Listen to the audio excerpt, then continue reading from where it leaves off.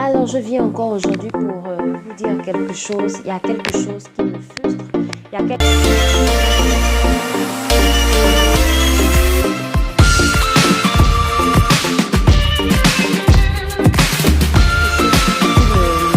qui me dérange encore. Je venais d'abord, non seulement je vais vous raconter une petite histoire. Et à côté de cette histoire-là encore, je voudrais juste vous donner un conseil, surtout par rapport aux paroles. Par rapport à ce que tu fais sortir de ta bouche, par rapport à ce que nous faisons souvent sortir de nos bouches, qui peuvent être un représailles pour nous, qui peut nous condamner demain après demain. Vous allez voir qu'il y a certaines vies des personnes qui n'avancent pas, qui ne produisent pas. Il y a certaines vies, quand tu les regardes, ça n'a c'était comme si la personne, bien sûr, elle vit, mais sa vie manque de quelque chose. Sa vie manque de, je peux dire ça comment? Manque de vie, en fait. Vous voyez pourquoi? Parce que il y a certaines paroles qui sont sorties de nos bouches, certainement qui nous ont amenés jusque-là. Il y a certaines paroles, certainement que quelqu'un, peut-être avant que tu ne sois né, a eu à déclarer dans votre vie, ou a eu à déclarer dans vos familles. Et qui fait que c'est rien que ces représailles, c'est rien que ces paroles qui sont manifestées de génération en génération. La Bible nous enseigne que la parole de Dieu est esprit et elle vit. Alors, toute parole qui sort de nos bouches, il faudrait que tu comprennes que toute parole qui sort de ta bouche, elle est d'abord esprit et elle vit. Alors, si tu fais sortir des paroles négatives dans ta vie, tu fais sortir des paroles négatives de ta vie et tu verras que ces paroles-là ne tomberont jamais à terre. Ces paroles-là ne resteront jamais dans le néant. Ces paroles-là ne resteront jamais accrochées quelque part. Mais ces paroles-là vont tout simplement faire un retour sur toi-même, sur ta propre vie. Vous allez voir que lorsque le Seigneur bénissait les héros de la foi, c'était au travers de la parole. Et cette parole-là, il la manifestait toujours. Cette parole-là arrivait toujours à l'accomplissement. Parce que la Bible dit que la parole de Dieu arrive toujours à l'accomplissement. Alors, bien aimé, ce que je veux te dire ce soir encore, c'est pour éveiller encore ta conscience quelque part. C'est pour éveiller ta conscience. Je voudrais te dire qu'il faudrait que tu arrêtes de dire, que tu arrêtes de faire sortir des paroles qui ne sont pas bien, des paroles qui ne produisent pas la vie. Et vous allez voir qu'il y a certaines paroles, des personnes qui ont pour habitude de dire que oh, je ne suis rien, ma vie ne ressemble à rien. Par exemple, il y a d'autres qui ont pour habitude de dire oui, ma maladie. Ouais, des petites choses comme ça là. Lorsque vous appropriez des paroles négatives, ce sont des paroles et il y a des esprits maléfiques, il y a des esprits dans les airs, il y a des esprits qui prennent ces paroles-là et commencent maintenant à les travailler contre vous. Je vais vous raconter l'histoire d'une jeune fille qui a grandi dans un environnement là où elle n'entendait que des mauvaises paroles. Elle n'entendait que des mauvaises paroles. Ça dit que depuis son enfance, rien que son entourage, il y avait des grossièretés. Ça dit que rien que son entourage, elle a grandi, les gens racontaient toujours des grossièretés. Il y avait des grossièretés, il y avait toujours des mauvaises paroles. Il n'y avait jamais des paroles qui pouvaient produire la vie. Il n'y avait jamais des paroles qui pouvaient bénir. Il n'y avait jamais des paroles de joie. Il n'y avait jamais des paroles. Il y avait toujours de ces choses-là. Donc du coup, cette jeune fille, elle a grandi dans cette atmosphère. Et pour elle, c'était normal parce que c'est ce qu'elle a trouvé.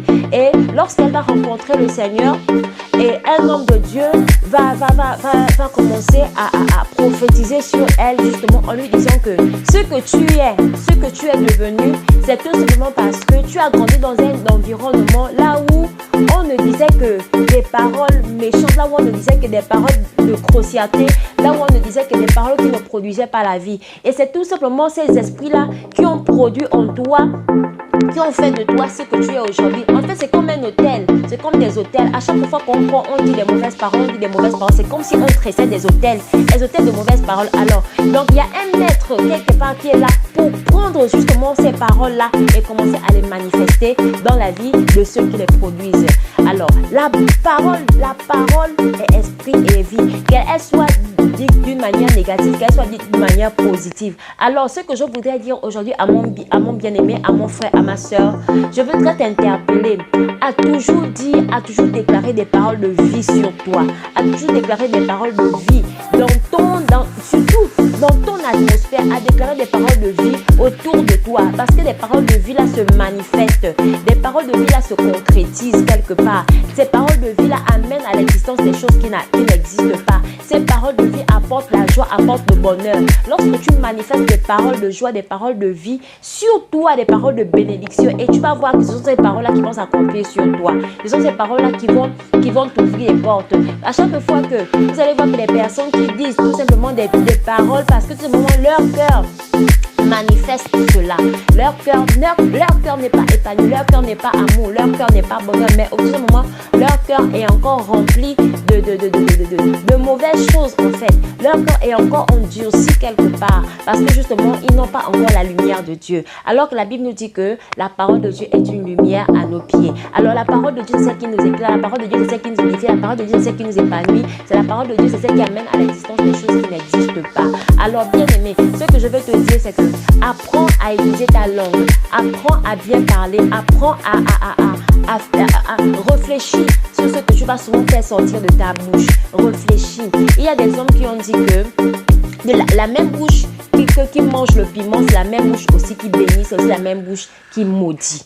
Alors, il faut faire très attention à ce que nous faisons sortir de nos bouches. Faisons très attention à ce qui sort de nos bouches. Faisons très attention à ce qui sort de nos bouches. Alors, c'est ce conseil que je voulais te donner aujourd'hui, de faire attention à ce qui sort de ta bouche. Prends soin de toi, prends soin de toi. Dis-toi que je suis un œuf. Alors, qui dit un œuf, je dois prendre soin de moi. Je dois prendre soin de moi et je dois apprendre à me dire des bonnes choses.